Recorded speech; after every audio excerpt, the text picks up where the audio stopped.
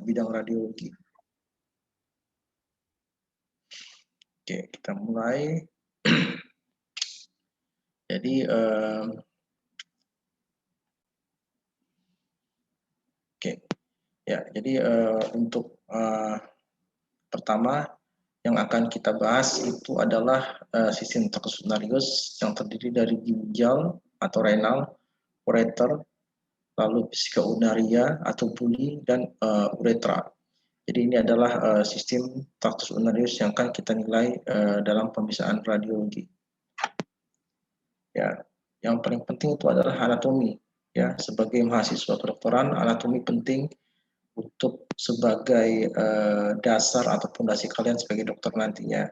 Ya, di mana dari letak sistem taksosunarius itu tersebut, ya, di mana posisi, misalnya di mana posisi ureternya, berapa panjang ureter, ya, seperti apa bentuk ginjal, ya, terus bagaimana bentuk buli, itu harus kita tahu sebagai dasarnya. Oke, ini juga sekedar mengingatkan kalian lagi ya. Jadi ginjal itu kurang lebih bentuknya seperti kacang dia, ya. Jadi secara garis besar ya kita bisa melihat sistem hipokalsiasnya yang terdiri dari kalis minor, kalis mayor, ya, ada renal lobus renalisnya, ada renal kapsularisnya, ya, di mana pembuluh darahnya, ya, di mana renal pelvis dan hilus itu harus diketahui, karena tanpa basic anatomi kalian tidak bisa mengetahui kelainan-kelainan atau penyakit yang terdapat pada sistem taksosunarius. Oke, selain anatomi, yang harus kita ketahui juga adalah batas-batasnya. Misalnya ginjal kanan itu dia di bagian atas dia menempel pada organ apa misalnya, ya, atau misalnya pada batas bawah pada ginjal kiri dia menempel pada apa. Jadi bukan hanya sekedar mengetahui bentuknya saja, tapi juga harus mengetahui batasnya. Ya, nanti misalnya pada kasus tumor ginjal, misalnya tumor ginjal kanan itu bisa saja dia hanya mengenai lobus atasnya. Nah, lobus atas ini kemana nanti infiltrasinya? Apakah dia menempel ke hepatolobus kanan atau malahan terbatas hanya pada ginjalnya saja, gitu ya. Jadi ini penting. Oke, ini juga batasnya juga ya. Jadi selain tadi batas anteriornya, batas posteriornya juga harus kita ketahui. Jadi seperti 3 dimensi dia. Misalnya pada pasien trauma, ya, pasien trauma terpukul misalnya atau terbentur di bagian posterior, sewaktu datang ke rumah sakit, misalnya kencingnya berdarah misalnya. Tapi kita curiga nggak ada lukanya misalnya, nggak ada luka tusuk misalnya, tapi kok bisa berdarah. Nah, kemungkinan besar adalah fraktur di koste yang menusuk dari ginjalnya, ya. Jadi ini harus diketahui juga. Oke, sekarang yang harus kita ketahui juga adalah sistem taksosunarius antara wanita dan pria. Ya, itu juga harus tahu perbedaan yang mendasarnya di mana, ya. Karena kelainan yang mendasar pada sistem taksosunarius itu biasanya pada organ genitalianya, ya.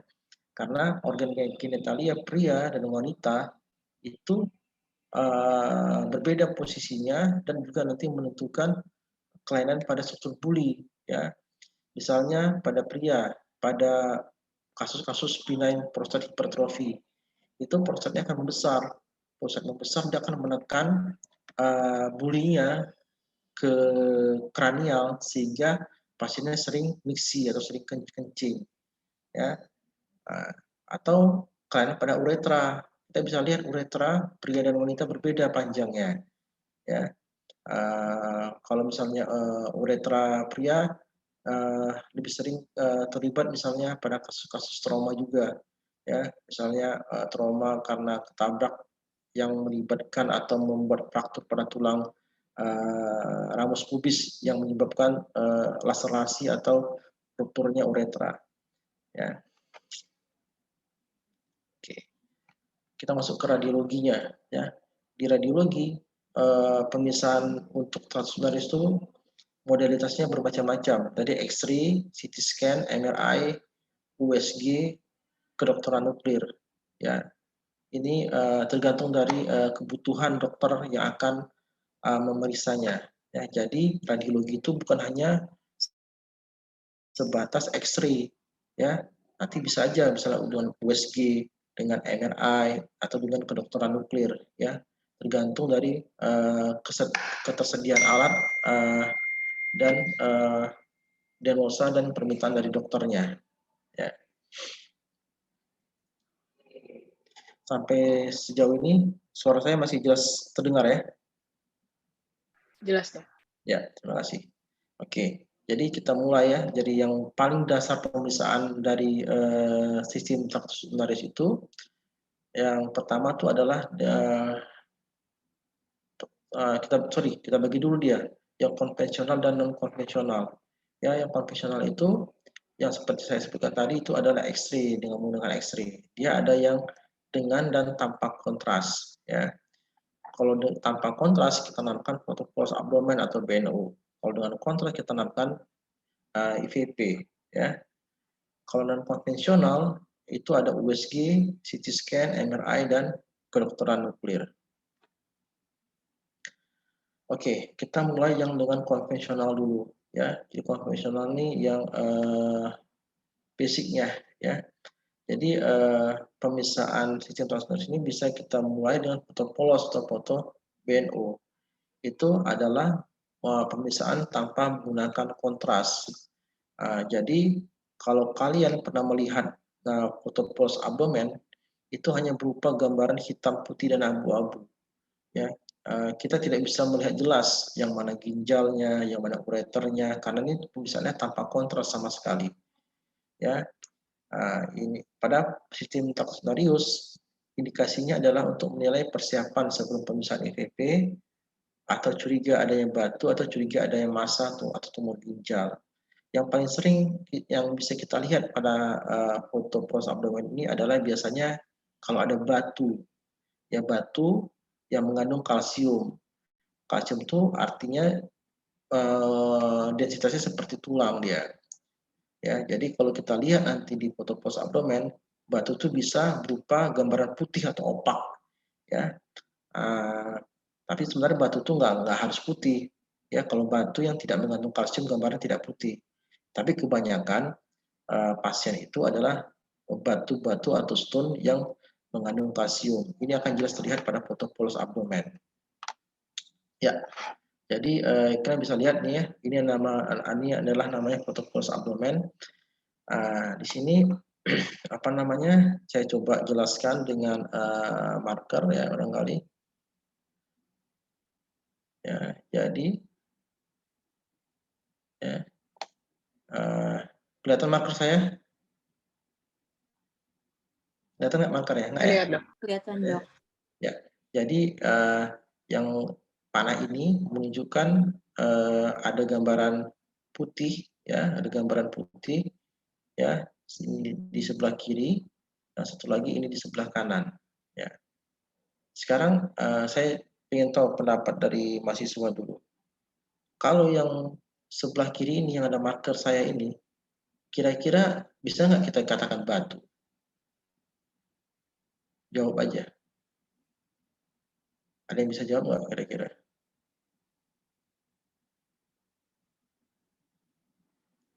Hmm? Siapa nih? Si Hasian dulu. Hasian, saya coba saya tanya Hasian. Mana Hasian? Ya, Dok. Bisa kita bilang batu ini. Kelihatan panas saya. Bisa kita bilang batu kira-kira? Menurut saya tidak, Dok. Tidak. Alasannya kenapa Hasian? Tahu nggak kira-kira alasannya apa?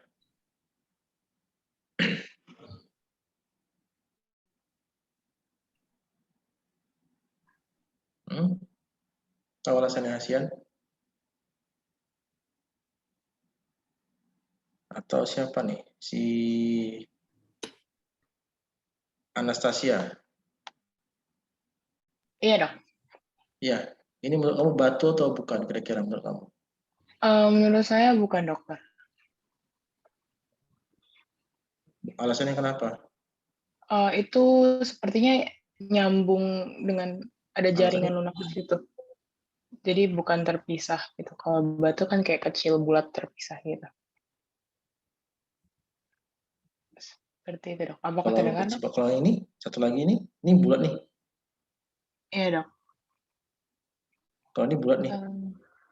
Kalau itu mungkin, Dok, menurut saya. Mungkin. Ya. Jadi ya seperti saya bilang tadi ya, batu tuh kebanyakan dia mengandung kalsium. Kalsium itu seperti yang ada terdapat pada tulang. Jadi kita bisa lihat nih kayak tulang vertebrae, tulang pelvis itu kelihatan putih dia karena ada kalsiumnya. Sama juga seperti ini. Nah, seperti kata teman kalian itu bisa batu, bisa tidak ya.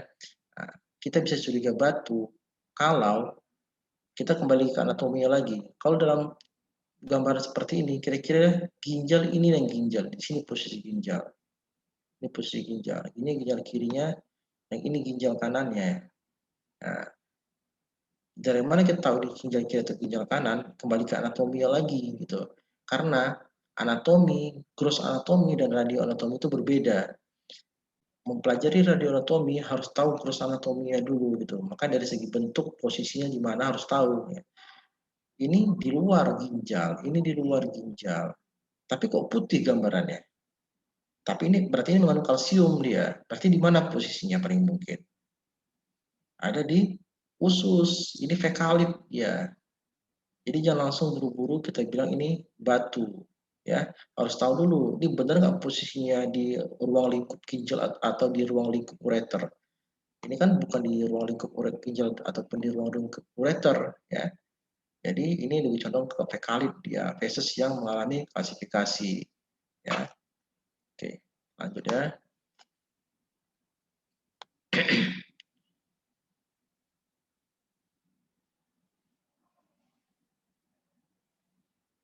Oke, sebentar. Oke, jadi sekarang yang konvensional itu tadi yang non kontras, sekarang dengan kontras. Ya, kembali lagi ke basicnya lagi. Gambaran ini kita nggak bisa melihat yang mana ginjal, kita nggak bisa melihat yang mana ureter, kita nggak bisa lihat yang mana bulinya. Kenapa tidak bisa kita lihat? Karena organ itu ada organ yang berongga. Organ berongga itu isinya bisa udara, bisa cairan. Itu tidak akan kelihatan di foto X-ray yang polos atau yang konvensional tanpa kontras. Makanya kita butuhkan kontras sebagai alat bantu untuk memperlihatkan sistem pelvikalisisnya yang terdiri dari sistem pelvikalisis ginjal, ureter, buli hingga uretra.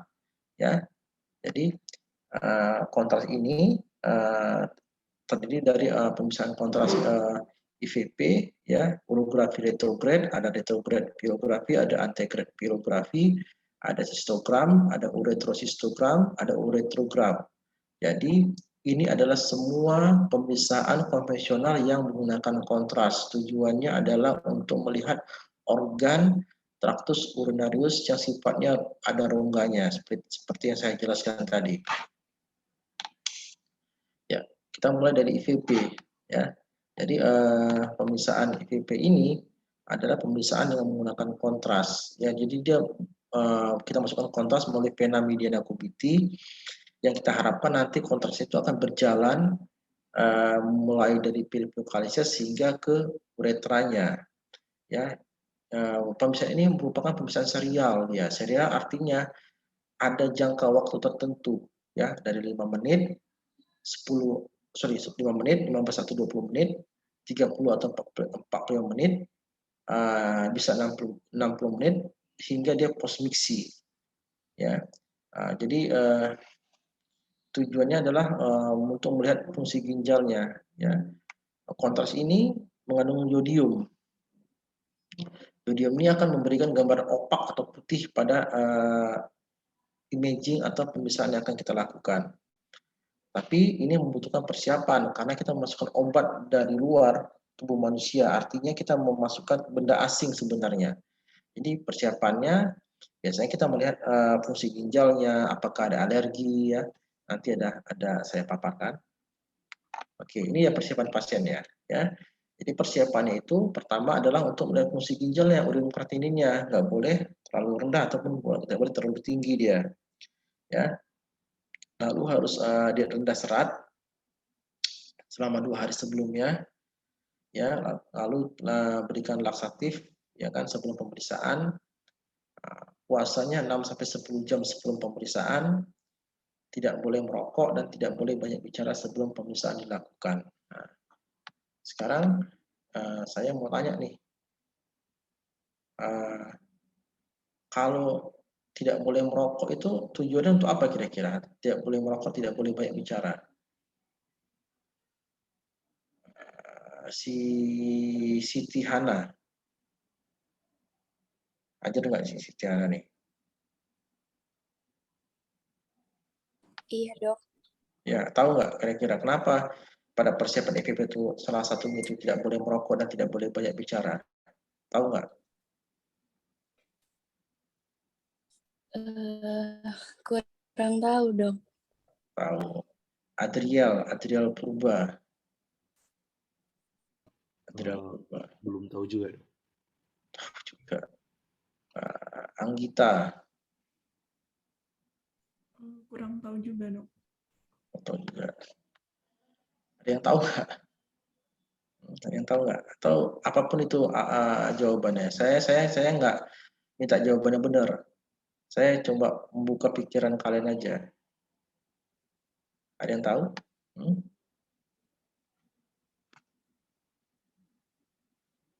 Ya, kembali lagi ke anatominya, ya.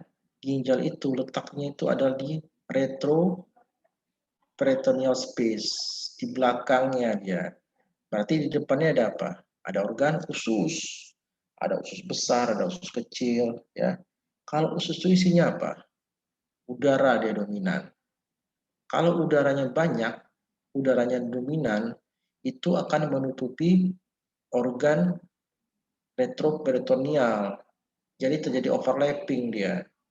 Gambarannya itu tidak akan begitu jelas, ya kan? Jadi kita harapkan pasien itu tidak merokok atau tidak banyak bicara supaya gasnya itu tidak masif di usus, ya. Jadi kembali ke anatomi lagi, kenapa harus seperti itu? Jadi kalian nanti jadi dokter pasti akan ditanya sama pasiennya, kenapa dok saya harus saat pemeriksaan EVP itu tidak boleh banyak bicara sama apa sebelum pemeriksaannya. Itu tujuannya, ya. Oke, jadi pada foto EVP ini atau pemeriksaan EVP ini foto polos juga termasuk dari persiapannya, ya. Jadi sebelum kita masukkan kontras, ya, jadi setelah pasiennya itu dia melakukan persiapan, datang ke rumah sakit, ya, urin kreatinina udah normal, dia tidak ada alergi, terus dia sudah dia rendah serat, ya, terus pasiennya datang ke rumah sakit, ya, setelah datang pasien ke rumah sakit dibuat dulu foto post abdomen atau BNO-nya, ya. Tujuannya adalah menjadi persiapan, salah satunya yaitu melihat gambaran udara ususnya. Kalau misalnya udara ususnya terlalu banyak, itu harus kita ulang pemeriksaannya, ya. Nah, dengan udara usus yang minimal, kita bisa melihat kontur ginjalnya, ya, kontur ginjal yang dilapisi oleh lemak perirenal, ya, dan dapat mudah menilai bayangan radiopak yang sifatnya patologis pada proyeksi traktus sunarius, ya, bisa di dalam ataupun di luar, ya, dan menilai tulang-tulang vertebrae yang letaknya ada di posterior. Oke. Jadi seperti yang saya utarakan di awal tadi, ya, foto atau pemeriksaan IPP ini yang merupakan foto serial. Jadi ada menit, ada waktunya dia. Setelah kita suntikan melalui vena media kubiti, ya, lalu kita nilai pertama itu pada menit ke-5 dan menit ke-10. Tujuannya adalah untuk menilai anatomi epivokalisis serta fungsi sekresi dan ekresi ginjal. Sewaktu pemeriksaan itu pasiennya dikompresi dia di atas sifisis pubis agar ureter terbendung. Jadi supaya kontras itu tidak langsung turun dia, jadi ditekan dia. Biasanya kita tekan dengan bola tenis yang kita ikatkan di pinggang supaya kontras itu agak terbendung dia, ya. Lalu pada menit ke-10 ya kita bisa melihat sistem preview kalisis yang lebih jelas, ya. Jadi saya bisa perlihatkan gambarnya barangkali. Oh, sebentar lagi ya. Kita masuk ke menit 20 dulu, ya, menit ke 20 atau menit ke 30. Nah, setelah menit ke 20, bendungannya kita lepas, sehingga kontrasnya akan turun ke bawah mengisi ureter dan mengisi buli atau vesika urinaria. Ya kan? Jadi kita bisa lihat bagaimana bentuk ureternya, apakah ada bendungan, apakah ada kelainan kongenital, misalnya berupa ureter double ureter misalnya, ya kan? Apakah ada ureter tidak terlihat, ya. Nah, misalnya kalau kejadiannya bisa ureter tidak terlihat, kita bisa tunggu sampai menit ke 120 atau sampai ke 24 jam. Kira-kira apa yang menyebabkan bendungannya sehingga ureter itu tidak terlihat? Ya, normalnya pada menit ke-20 atau menit ke-20 itu ureternya akan jelas terlihat kanan kiri bersamaan turunnya dia. Oke. Oke, pada menit ke-30 atau menit ke-35 ya, semua kontras itu akan mengisi vesika urinaria, ya. Jadi kontras akan turun semua sehingga bentuk vesika urinaria itu akan terlihat bulat dia atau oval, ya. Biasanya pasien dalam posisi prone. Oke.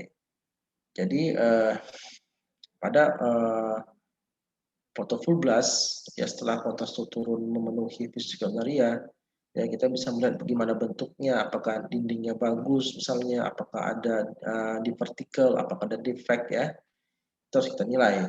Nah, setelah penuh, ya, pasien itu pasti akan merasa mau miksi dia sesak kencing, ya, maka kita suruh pasiennya kencing, ya. Setelah pasiennya kencing, terus kita foto lagi dia, kita suruh balik lagi ke radiologi, kita lihat apakah ada sisa kontrasnya yang minimal atau malahan kontrasnya sama sekali tidak keluar, dia terbendung, ya kan. Misalnya pada pasien neurogenic bladder, ya kan, pasien susah kencing, ya. Seharusnya kan pasiennya setelah penuh seharusnya merasa untuk membuang air kecil, tapi karena ada gangguan fungsinya di sistem neuromuskular di bagian uretranya, maka pada posisi vesika urinaria tetap terlihat penuh dia, ya. Normalnya kita hanya melihat minimal, berarti sistem pengeluarannya bagus, ya, tidak ada bendungan atau kelainan di neuromuskular, terutama di uretranya. Oke, ini yang di awal tadi, ya. Jadi setelah pasien melakukan persiapan, setelah tadi puasa, ya, cek urium kreatinin, tidak ada alergi, terus sudah laksatifnya, terus tidak dia sudah tidak banyak bicara atau tidak merokok misalnya, ya kan, datang pasien datang ke rumah sakit, ya, terus kita lakukan foto polosnya dulu seperti ini, ya. Nah, gambaran hitam, ya. Oke, gambar hitamnya adalah gambar udaranya. Ini udaranya minimal. Kalau udaranya banyak, ya, kita nggak bisa melihat kontur ginjalnya, kita nggak bisa melihat gambaran tulang dengan jelas, kita bahkan tidak bisa melihat batu kecil barangkali yang ada di sistem tractus urinaris, ya. Setelah kita menilai foto BNO atau foto post abdomen ini dia sudah bersih, ya, persiapan sudah bagus, baru kita lakukan pemeriksaan selanjutnya, ya kan. Jadi kita suruh pasiennya tiduran atau kita suruh pasiennya duduk, ya. Lalu kita lakukan penyuntikan kontras, ya. Kita masukkan melalui vena mediana pubitis. Nanti kita harapkan kontrasnya itu akan mengisi secara keseluruhannya ke sistem vokalisesnya. Ya, secara bolus dia akan mengisi sistem vokalisesnya. Nah, oke. Ini adalah gambaran pada menit ke-5 atau bisa kita katakan juga menit ke-10, ya. Seperti saya katakan di awal tadi, ya, organ tractus urinarius itu sifatnya berongga dia. kita nggak bisa lihat yang mana pipocalcias, yang mana calis minor, yang mana calis mayor, yang mana pelvis renalis, yang mana ureter. Sama sekali kita nggak bisa lihat. Sedangkan pasien yang barangkali mengalami sakit pinggang yang terlalu sering, ya. Nah, kita nggak bisa lihat nih yang mana ureter, yang mana pelvis renalisnya. Makanya kita masukkan kontras sehingga kita bisa melihat pada menit ke-5 atau menit ke-10 kita bisa melihat gambaran dari sistem pivocalisesnya yang kanan dan yang kiri. Ya, ini ureter proksimalnya kelihatan, ya. Ini baru kelihatan kalau kita masukkan zat kontras yang sifatnya radio-opak. Ya. Oke. Sekarang saya mau tanya nih. Oke, ya. Nih, ini ginjal ini ginjal kanan. Yang ini kiri. Kenapa yang kanan ini lebih rendah daripada yang kiri? Amelia Utami.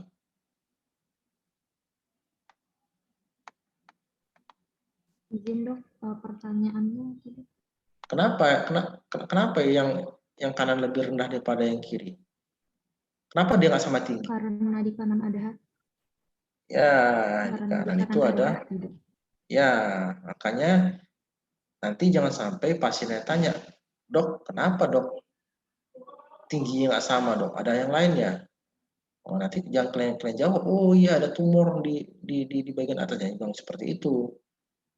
Ya, jadi secara anatomi, kenapa tadi saya tekankan tadi masalah anatomi tadi, ya itu menjelaskan sistem secara fisiologis dan secara patologis ya. Jadi karena ada hepar lobus kanan yang menekan ginjal kanan ke bawah. Oke.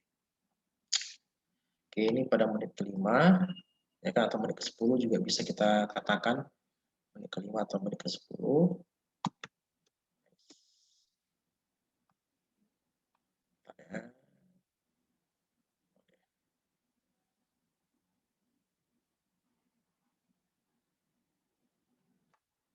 Oke. Selanjutnya ini adalah menit ke-20 ya. Nah, menit ke-20 kita harapkan tuh ureternya bersamaan kanan kiri turun ke bawah dia mengisi buli. Ya, mengisi buli dengan bentuk yang bulat atau oval ya. Dan sama kanan kirinya gitu. Ya, jangan ada yang terlambat. Kalau misalnya yang terlambat berarti ada gangguan fungsi dia. Ya, jadi kita lihat ureter itu memanjang ya, bentuknya smooth ya, terus diameter juga tidak melebar ya pada menit ke-20 ya, dan pada menit ke-30 ya gambar ureter itu sudah mulai menipis dia karena hampir semua kontras sudah turun ke bawah, sehingga kita bisa hampir melihat jelas gambaran buli yang terisi dengan kontras ya. Nah, saya ulang lagi tadi di awal lagi ya. Nah, pada foto ini kita nggak bisa lihat buli, yang mana bulinya? Ya, misalnya pasiennya kencing berdarah misalnya. Kita curiga misalnya ada tumor buli atau misalnya ada infeksi di buli. Kita nggak tahu yang mana bulinya kalau kita nggak isi kontras. Makanya dengan kontras kita bisa melihat ya bagaimana bentuk bulinya ya. Oke. Nah, ini bisa lihat ya, ini bentuk buli yang normal, bentuknya bulat, terisi penuh. Nah, setelah penuh seperti ini, biasanya pasiennya sudah merasa setelah pipis dia, ya. Maka kita suruh dia mixi. Kemudian setelah dia mixi, kita suruh dia kembali lagi untuk melihat sisa urinnya atau sisa kontrasnya. Ya, ini yang phosphoidingnya. Ya, ini yang putih ini adalah gambaran dari kontrasnya ya. Jadi dengan kita suruh pasien yang BAK, nah ini normal ya. Nanti ada tuh pasien setelah kita suruh kencing ternyata masih seperti ini aja dia. Kita tanya, bapak udah kencing? Udah. Tapi dia nggak tahu. Biasanya kalau pasien-pasien udah tua, pasien-pasien dengan DM, pasien-pasien dengan neurogenic bladder, dia BAK-nya tidak terkendali dia. Tidak terkendali. Jadi kencingnya sedikit-sedikit kencingnya. Nah, kencing sedikit itu dia udah merasa udah mengeluarkan semuanya, gitu kan. Nah, kalau pas setelah mixi, pas setelah mixi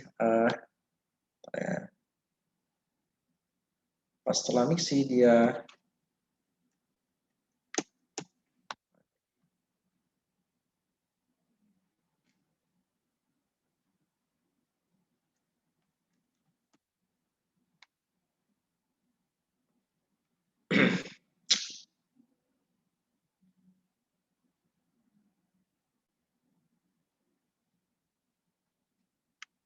pas setelah mixi dia masih banyak urinnya berarti atau kontrasnya berarti ada gangguan dari sistem ekskresinya, ya.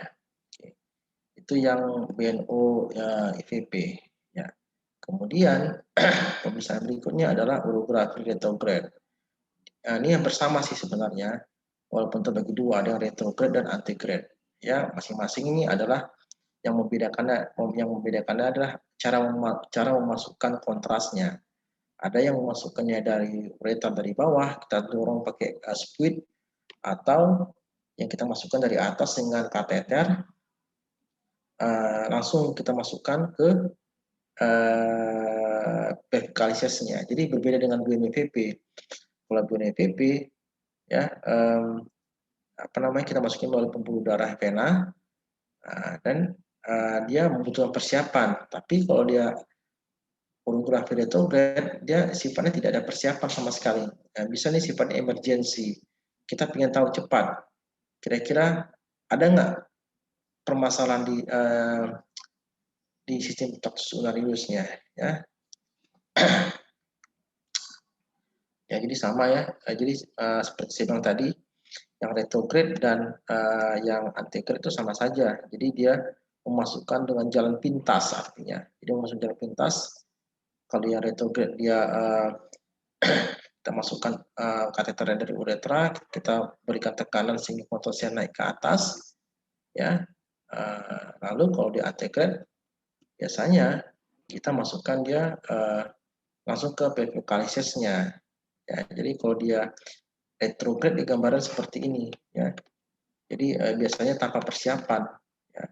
Ini juga berupa serial foto. Jadi kita masukkan kateter, kita suntikan kontrasnya sehingga kontrasnya akan terlihat dari vertikalises sehingga turun ke bawah dia kontrasnya, turun ke bawah, turun ke bawah. Nah, ini contohnya kita lihat nih, ini kalis mayornya dia udah blanting dia atau ballooning, sudah melebar, berarti ada sumbatan.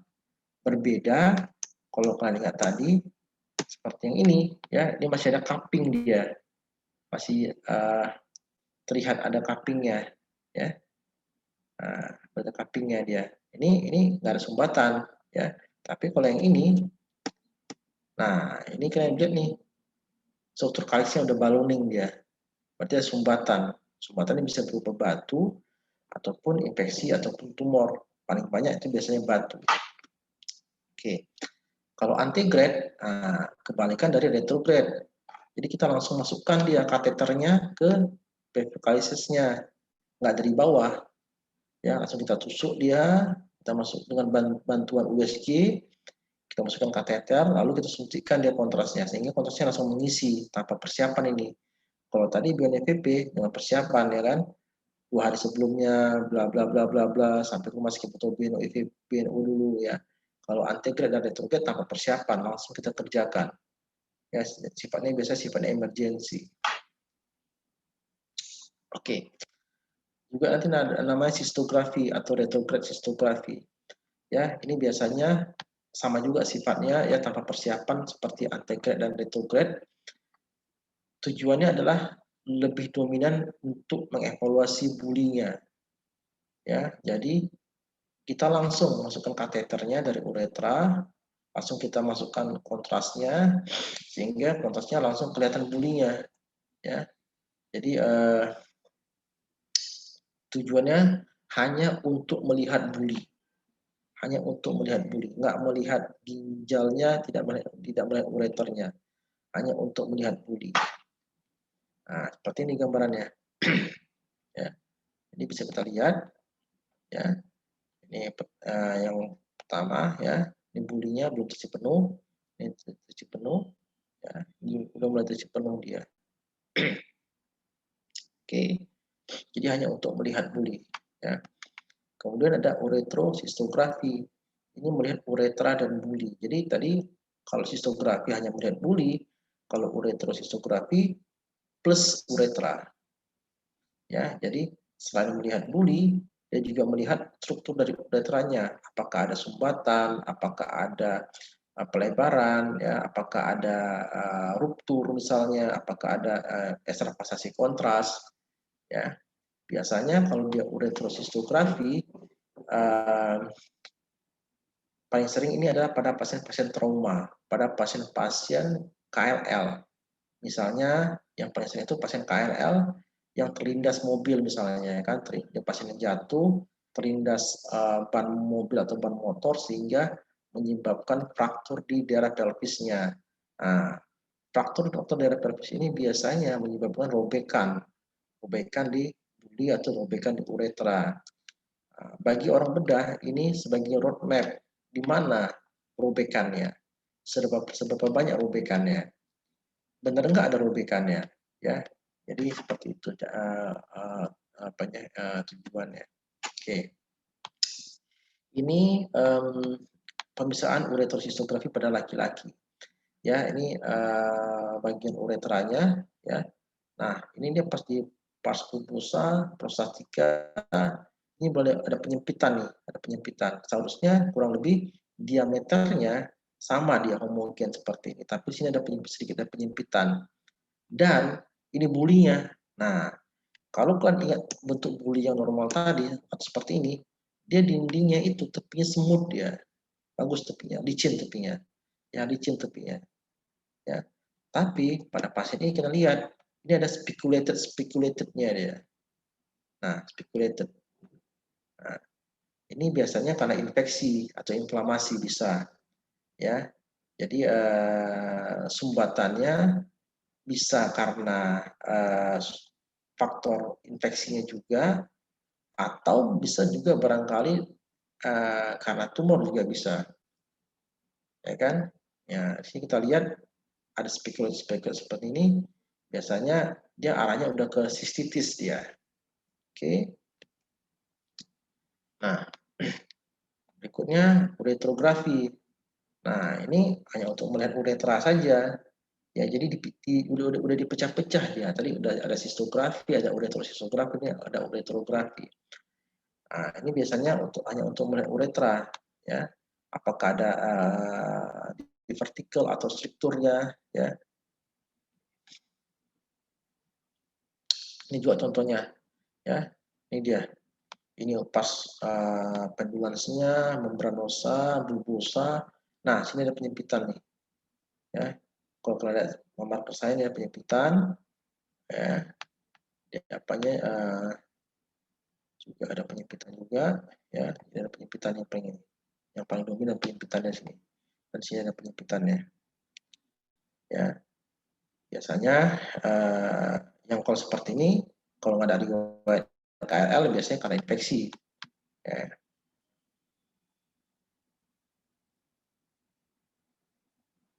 Oke, kita lanjutkan.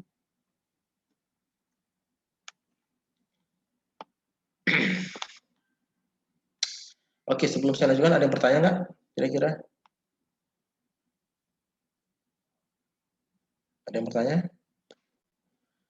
Izin bertanya, dokter. Ya, silakan. Siapa namanya? Perkenalkan, dok, nama saya Anastasia. Oh ya. Kenapa? Izin bertanya, dok. Ya, Untuk teknik yang BNO IVP tadi itu kan kita menunggu beberapa menit ya, dok, untuk melihat kontrasnya turun. Nah, apakah di situ pasien dianjurkan untuk minum atau dilarang untuk minum atau bagaimana? Ya, pertanyaan bagus ya. Jadi selama pemeriksaan pasien itu sama sekali tidak boleh meninggalkan ruang pemeriksaan. Jadi tidak boleh ada kegiatan seperti makan atau apapun itu. Memang pemeriksaannya lama, kurang lebih bisa 1 sampai 1,5 jam. Karena kalau misalnya dia minum, itu akan mempengaruhi dari densitas kontrasnya, karena jadi lebih cair dia. Ya, jadi pemberian kontras ini sesuai dengan berat badan, ada rumusnya, ada berat badannya. Berat badannya berapa, itu dosisnya berapa, harus disesuaikan. Jadi kalau misalnya nanti pasien yang minum, itu akan mempengaruhi konsistensi, terutama sewaktu di bulinya nanti. Itu dia. Baik dok, berarti memang secara natural aja gitu ya dok untuk fungsinya. Iya betul ya. Karena itu juga sering ditanya sama pasien ya. Karena dia nunggu lama, pasien nanya, dok saya boleh minum? Nggak boleh sama sekali. Ya. Baik, terima kasih dok. Ya, ada pertanyaan lagi? Izin bertanya dok. Ya silakan. Siapa? Michael? Iya dokter. Ya, silakan. Kalau misalnya yang IVP tadi dok, misalnya kasus emergensi trauma tumpul dok, kan itu harus didorong pakai bola tenis, apa itu nggak bahaya ya dok? Ya betul. Ya, oke. Ya, pada trauma tumpul itu biasanya keluhan pasiennya itu kencing berdarah. Nah, kalau dia gini loh, di awal tadi saya sempat ngomong ada beberapa modalitas radiologi. Ada beberapa modalitas radiologi seperti USG, CT scan, MRI, dan kedokteran nuklir. Ya. Nah, kalau dia pasiennya terpukul atau jatuh, misalnya terus ada jejas di belakang pinggang biru misalnya kan, terus dia kencingnya berdarah. Kita harus lebih wise sebenarnya sebagai dokter. Banyak pilihan pemeriksaan. Sebenarnya gini, kalau kalian sebagai dokter, nggak semua antibiotik itu kalian kasih. Antibiotik itu kalian kasih sesuai dengan indikasinya. Betul nggak ya? Jadi apakah dia kena virus misalnya atau apa yang lain itu ya. Sama juga seperti ini. Kalau misalnya pasien trauma, kita bendung dia pakai bola tenis, pakai kesakitan, kita nanti dituduhnya malpraktek. Nah, di sini kita dituntut untuk lebih wise. Jadi kira-kira pemeriksaan apa yang cocok dengan kasus seperti ini? Yang paling cocok itu ada USG. Nah, USG itu hanya kalau kalian pernah melihat alat USG, itu hanya kita tempelkan saja dia probe-nya itu di bagian tubuh pasiennya. Ya, jadi itu pasien nggak akan kesakitan. Nah, hanya tempel top ini tempel ini aja dia. Ya. Jadi kalau pas kasus trauma biasanya yang kita lihat tuh apakah ada laserasi, ada hematom, ada ruptur, ya seperti itu. Tapi kalau untuk tingkat lanjutnya, biasanya kita lakukan CT scan. Nah, kalau BNPB ini biasanya untuk KRL kurang dianjurkan. Yang paling mungkin kayak uretrohistografi tadi lah, tanpa persiapan, tanpa ada kompresi, kita langsung masukkan kontras, kita pasang kateter di uretra, langsung kita semprotkan kontrasnya. Ya, jadi sesuai dengan kebutuhan kalian gitu. Ya, jadi sebagai dokter seperti saya bilang tadi harus lebih wise untuk memilih imaging atau modalitas radiologi yang akan kalian butuhkan. Oke. Terima kasih dok. Ya, saya lanjut lagi ya supaya selesai. Nah, ini dia. Sekarang kita masuk ke USG. Ya. Oke, USG ini kelebihannya tanpa radiasi, jadi tanpa sinar X, hanya menggunakan gelombang suara. Pemisahnya cepat, mudah, ya, dan portable dia. Malah nanti ada USG yang bentuknya seperti HP, kecil bentuknya, bisa kita taruh di kantong. Ya, kekurangannya operator dependen. Operator dependen ini artinya adalah tergantung dari dokter yang memegang alatnya. Ya, kembali lagi ke anatomi tadi. Banyak dokter tuh nggak tahu yang mana kalis, yang mana pelvis renalis, gitu kan? Ya, gimana mencari ginjal kanan, gimana mencari ginjal kiri? Karena untuk USG ini tergantung probe yang kita pegang, bagaimana menempelkannya, bagaimana sudut yang kita lakukan, itu akan memperlihatkan gambaran yang informatif ya. Oke, lanjut lagi ya. Jadi dia menggunakan gelombang suara. Jadi gelombang suara itu nanti akan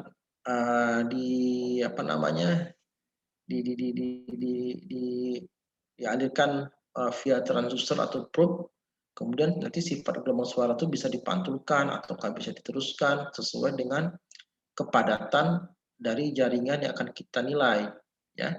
Jadi gelombang suara itu gambarannya akan berbeda tergantung dari kepadatannya. Misalnya organ yang isinya cairan itu gambarannya berbeda nanti organ yang padat. Nah, karena sifat gelombang suara yang dapat melewati atau gelombang suara yang dipantulkan seberapa banyak. Ya, makanya nanti gambarannya hampir sama dengan X-ray. Dia berupa hitam, putih, dan abu-abu. Tetapi anatominya sedikit lebih jelas dibandingkan dengan X-ray tadi. Ya, kalau X-ray tadi kita harus menggunakan kontras, ya kan, persiapan segala macam. Kalau USG biasanya persiapannya paling minimal tuh hanya banyak minum saja, ya. Oke. Jadi, nah ini dia, ya. Kalian bisa lihat ini pasiennya apa namanya miring, ya, lateral. Jadi sisi kanan ya, di sisi kanan ya, sebentar ya. Di sisi kanannya di bawah.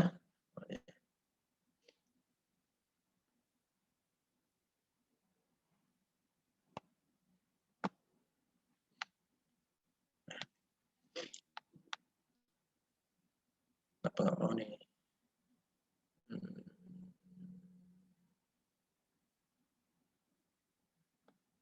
Ya, di sisi kanan, di sisi kiri. Ya, kalau kita mau melihat ginjal kanan, ya, sorry ini sisi kanan, sorry ini sisi kiri ya. Yang ginjal kanan biasanya untuk lebih jelas kita harus miringkan pasiennya, ya. Terus ini angling dari probe-nya ini harus tahu, ya, kalau anglingnya nggak pas, gambarannya juga tidak akan jelas gitu. Nah, itu harus pas meletakkan probe-nya di mana. Kalau kalian mau melihat ginjal, nggak mungkin kalau letakkannya di sini, ya kan? Anatominya di mana? Makanya di awal tadi saya bilang anatomi, ya, anatomi ginjal kiri misalnya, di mana posisinya, ya kan? Terus batasnya oleh apa-apa saja. Nah, kalau kalian nggak tahu kan, kalian akan susah melakukan pemeriksaannya gitu, ya.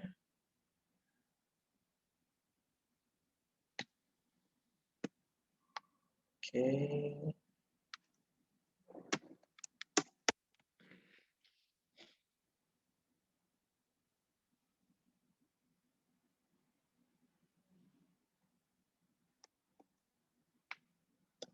Oh dia.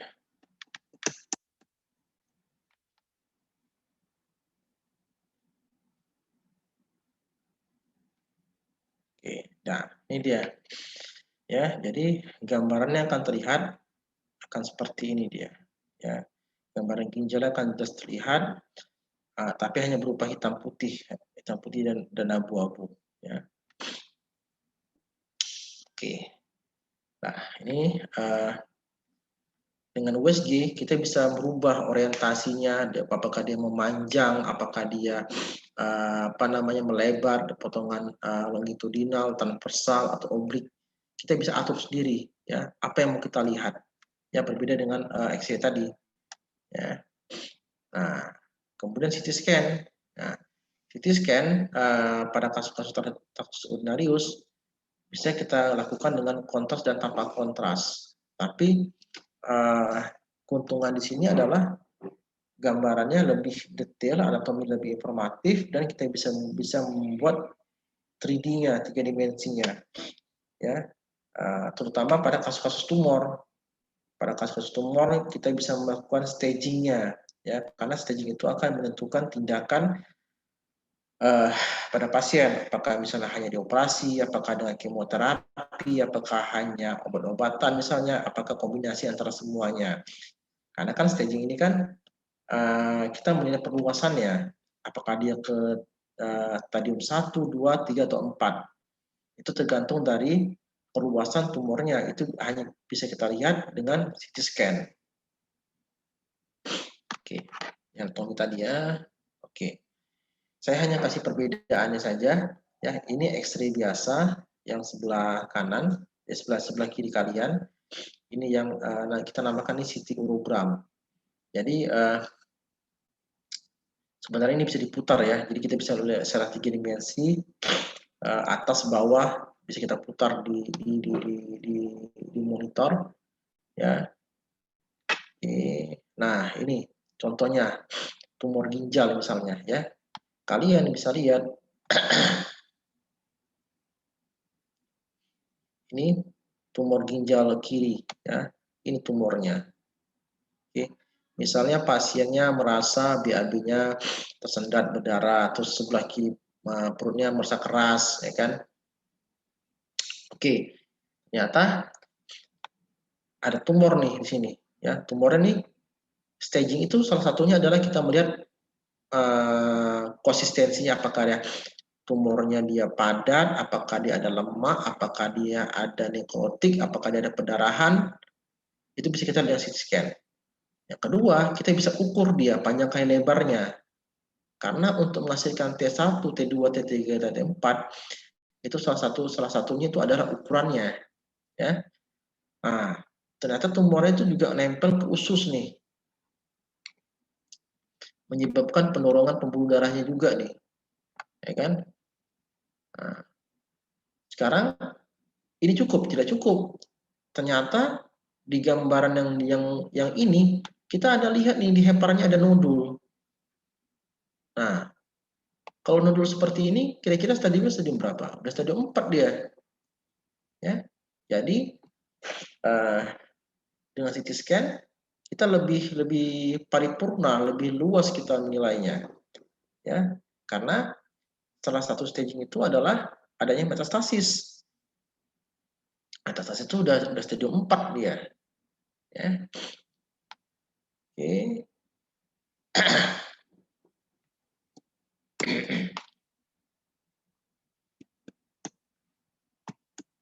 Oke. Ya, saya skip dulu. Oke. Ya, ini saya kembali lagi ke kasus apa namanya, ke kasus IVP ya. Oke. Kalau kalian ingat IVP tadi sebelum pemisahan ada foto BNO ya. Oke. Yang ini adalah foto BNO. Oke. Nah, di foto BNO ini apa yang kita lihat? Ternyata ada multiple gambaran putih seperti ini. Dan gambaran putihnya sama kayak tulang. Berarti ini sesuatu yang mengandung kalsium.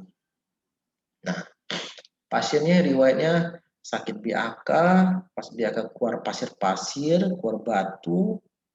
Nah, dalam pikiran kita, di kepala kita, ini pasti ada stone. Nah, stone itu yang pertama yang kita nilai adalah di mana posisinya, berapa jumlahnya dia, kena nggak kanan kiri.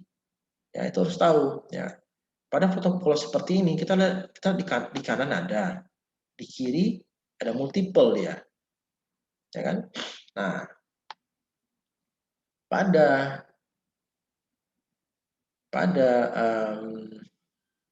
IVP-nya, nah, pada menit kelima, kan seperti saya bilang tadi, pada menit kelima, menit keberapa pun itu, kanan kiri itu harus sama kelihatannya. Ya, kanan kiri itu harus sama kelihatannya. Jadi, yang kalau kita lihat sini adalah yang sebelah kanan nggak kelihatan nih. Tapi, sebelah kiri kelihatan. Nah, berarti ada yang membuat sumbatan di sini. Nah, ini sesuai dengan gambaran ini. Ya, ada batunya, batunya jadi benar-benar total obstruktif dia. Jadi benar-benar total menyumbat. Tapi ini kenapa ada alirannya? Berarti ini batu yang ini dia tidak total menyumbat dia. Ya. Atau dia tidak plus mengganggu fungsi ginjalnya. Ya. Nah, ini kita lihat. Ini udah pelebaran dia, udah ballooning dia kalisnya. Ya kan? Nah, jadi ini ada batu di ureter, ada batu di ginjalnya. Jadi ada multiple multiple uretrolitiasis dan nefrolitiasis kiri disertai dengan hidronefrosis dan gangguan fungsi ginjal kanan. Oke.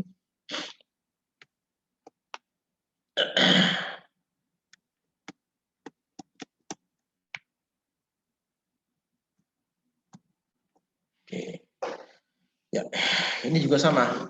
Ini juga sama, ya. Nah, ini gimana perbedaannya? Oke. Nah, ini ini foto polos. Oke. Ini foto IVP. Nah, sekarang kita lihat. Di foto polosnya ada nggak kelainannya? Ada. Di sini kita lihat nih, ada yang putih di sini. Ini adalah jalur ureter. Oke. Setelah di IVP ternyata nih ureternya sedikit melebar, elongasi, dan ada pelebaran di bagian pelvis renalisnya. Nah, jadi batunya ini menyebabkan hidroureter mild hidroureter dan moderate hidronefrosis et causa uretrolithiasis distal kanan. Nah, ini yang sebelah kirinya, ya. Sebelah kirinya nggak ada masalah, ya. Masalah sebelah kirinya. Oke.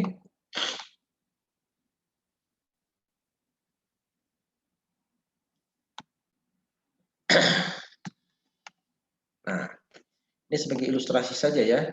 Jadi batu itu bisa di mana-mana posisinya dia. Bisa di ureter, bisa di vesicalis junction, bisa uretrovesical junction, bisa di bladder atau di pelvis renalis. Nah, kenapa orang dengan batu ginjal atau batu ureter itu sakitnya setengah mati, kolik dia, setengah mati sakitnya. Karena kan seperti kalian ketahui, ureter itu dia selalu ada bergerak terus dia peristaltik, bergerak. Kalian bisa bayangkan batu yang runcing ini tetap nempel di ureter, gitu. Dan ureter itu terus bergerak. Ya sama kayak kalian sepatu, kalian pakai sepatu, ada kerikil di sepatu kalian, itu pasti gak enak kan kalau kalian bergerak, pasti nusuk-nusuk dia. Kalian bayangkan batu yang seperti ini, runcing seperti ini ada di ureter kalian itu, ya.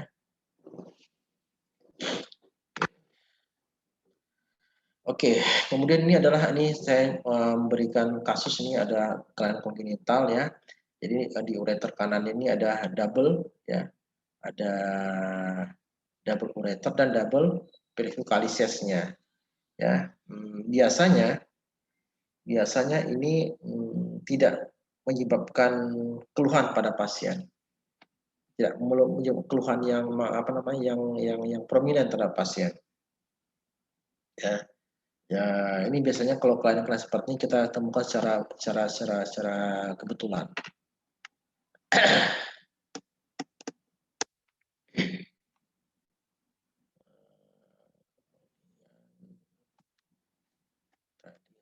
Oke. Ini beberapa contoh kelainan kongenital ya, atau renal anomali. Jadi bisa yang ginjalnya satu lebih besar atau lebih kecil, atau ginjalnya satu posisinya lebih rendah ya, atau malahan ginjalnya itu posisinya bersamaan. Makanya kembali ke anatomi lagi ya, kalian harus tahu anatomi ginjal seperti apa dari segi ukurannya, besarnya, posisinya. Nanti jangan sampai sewaktu besar kalian USG medical check up misalnya ya kan, pada gambar C pas kalian USG di sisi kiri ya, ginjal kirinya kok nggak ada nih, bingung kalian ya.